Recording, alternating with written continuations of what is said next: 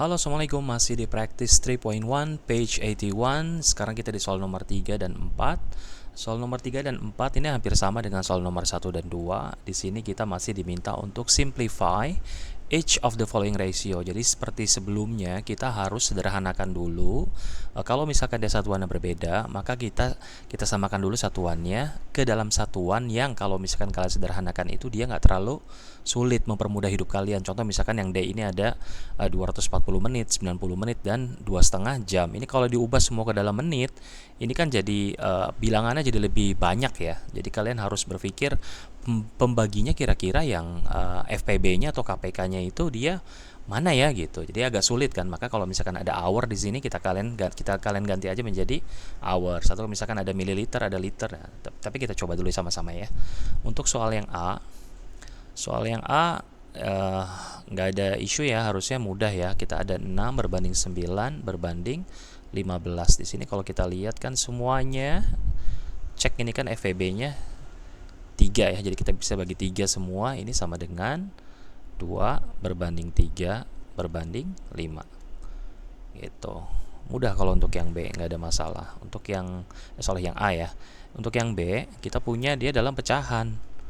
Kalau dalam pecahan gimana? Kalau dalam pecahan, maka kita sederhanakan dia dengan mencari KPK dari penyebutnya. Ini kan 5, 2, dan 10 itu kan KPK-nya adalah 10 kan. Nah, kita kalikan dulu semua dengan 10 gitu loh, biar habis bawahnya.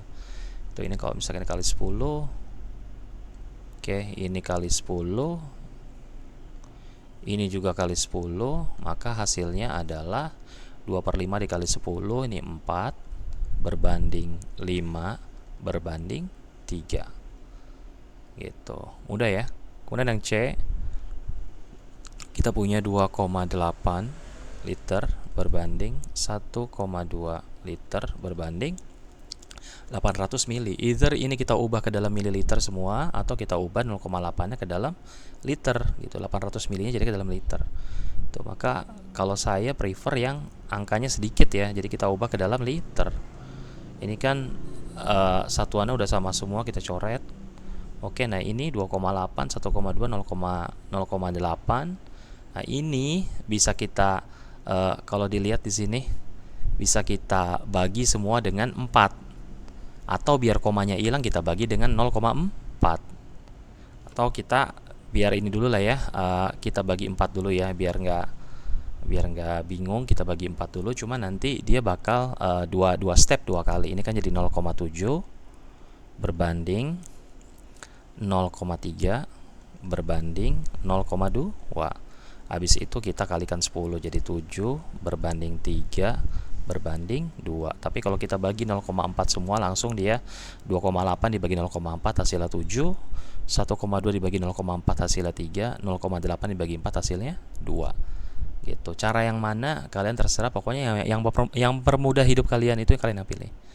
Gitu. Jadi D kita punya 240 menit berbanding 90 menit berbanding 2,5 jam, hours. Ini kita ubah dulu jadi misalkan ini bisa kita ubah jadi hours. Jadi 240 menit itu kan 4 hours berbanding 1,5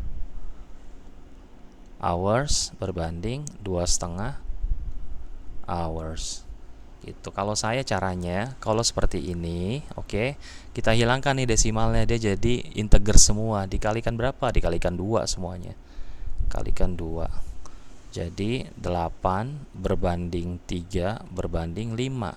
Kalau sudah kan dikalikan 2 atau dikalikan berapa angka yang kalian temui itu kan mengubah desimal ini ternyata dia masih bisa sederhanakan, berarti kita sederhanakan lagi. 8 banding 3 banding 5 kan sudah tidak bisa disederhanakan, maka jawabannya adalah untuk yang D 8 berbanding 3 berbanding 5. Gitu. Clear ya? Oke, sekarang kita ke soal nomor 4. Soal nomor 4. In a sale at a boutique, the price of a gown has been decreased from $450 to $400. In what ratio has the price been decreased? Ini kan kalau kita bicara decrease, berarti rasionya itu haruslah dia desimal yang rasio yang kecil ke besar, kayak contoh 1:2, bukan 2:1, karena harganya turun kan. Maka kalau misalkan ditanya at what ratio, ini kan harga akhirnya 400, ya kan, harga awalnya 450, maka rasionya itu harus rasio yang decrease. Rasio decrease itu kayak gimana ya? Kayak gini, jadi harga yang rendah berbanding harga yang tinggi. Ini coret, lalu kita punya 40/45. Lalu ini bisa disederhanakan lagi nggak? Oh, ternyata bisa. Dibagi berapa? Dibagi 5. 8 berbanding 9. Benar nggak 8 berbanding 9? Kita cek. Harga mula-mula adalah 450.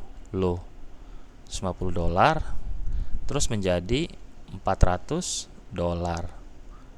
Ya kan? Nah, caranya gimana? Berarti harga akhir discount price.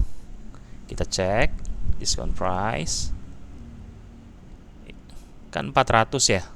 Jadi ini kan kita tadi dapatnya perbandingannya 8:9, bener nggak? Nah, harga mula-mula 450 dikali 8/9, bener nggak? Ini coret, ini 9, oke, ini 1, ini 50 sama dengan $400.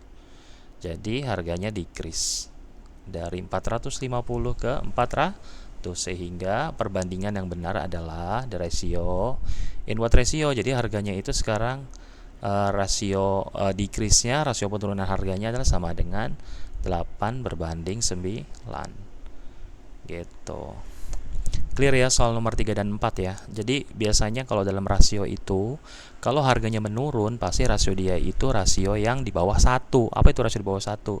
Kalau rasionya kita bagi misalkan kayak 1/2, ini kan 0,5.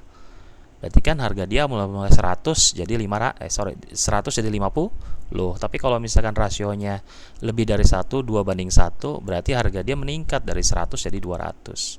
Gitu. Jadi kalau kalian jangan sampai kebalik ya, karena 8:9 dengan 9/8 itu berbeda. Oke, soal nomor 3 dan 4 sudah selesai di practice 3.1 page 81. Kita ketemu lagi di video selanjutnya. Oke, thank you. Assalamualaikum.